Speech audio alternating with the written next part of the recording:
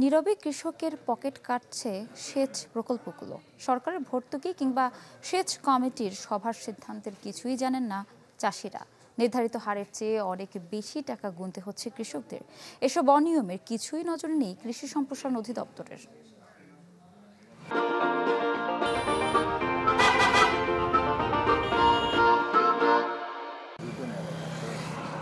মাথায় দুশ্চিন্তার বোঝা নিয়ে বড় মৌসুমের ফসল আবাদের প্রস্তুতি নিচ্ছেন বরেন্দ্র অঞ্চলের কৃষকরা।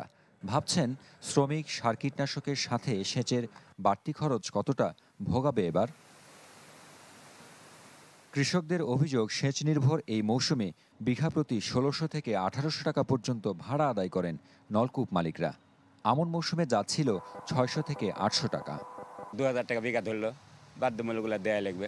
দেওয়া থাকার পরবর্তী দেখা আছে চালু হয়ে গেল, ওইভাবে সবাই দেয়। কিভাবে রেট করে তাও জানি না, আমরা কমিটির মাধ্যমে ওরা যে রেট করে আমরা সেভাবে আমরা দিই।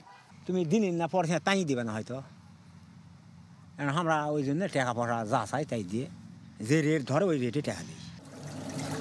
ইউনো বিএমডি এর কর্মকর্তাদের নিয়ে গঠিত উপজেলা সেচ কমিটির নির্ধারণী রেট ১৪৫ টাকা। তবে তা মানেন না সেচ পাম্পের মালিকরা। সরকারের দেয়া ২০% ভর্তুকি তো আরও দূরের কথা। তবে এ নিয়ে মাথা ব্যথা নেই সেচ কমিটির। কিছুই জানেন না বলে দায় সারলেন কৃষি কর্মকর্তা। আপনি জানেন কিনা যে আপনি আসলে কত নির্ধারণ করেন, কারণ যে এই মৌসুমে এবং সামনের মৌসুমে কত নির্ধারণ করা হয়েছে? সেচ চার্জ নির্ধারণটা আমরা গত বছরে ইউনোর সঙ্গে কথা বলেছি যে বিদ্যুতের মূল্য বৃদ্ধি পায়নি এবং ডিজেলের মূল্য বৃদ্ধি পায়নি, বরঞ্চ কমেছে। সেই প্রেক্ষিতে আমরা ২০২৩ সালের যে সেচ চার্জ নির্ধারণ সেটাকে আমরা ২০২৪ সালের জন্য নির্ধারণ করেছি। আবার দেখি যে ২০২৫ সালে যদি বৃদ্ধি না পাই তাহলে আমরা এটাকে আবার বলবৎ করব। যদিও নির্ধারিত রেটের বেশি নিলে লাইসেন্স বাতিল সহ আইনানুগ ব্যবস্থার হুঁশিয়ারি জেলা প্রশাসকের।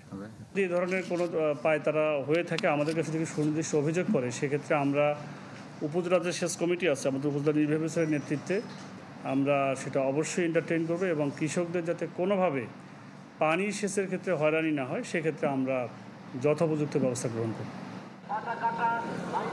নওগাঁয় ছোট বড় মিলিয়ে সেচ প্রকল্প আছে ৬৩,১৬৪টি। হারুন রশিদ চৌধুরী, চ্যানেল 24, নওগাঁ।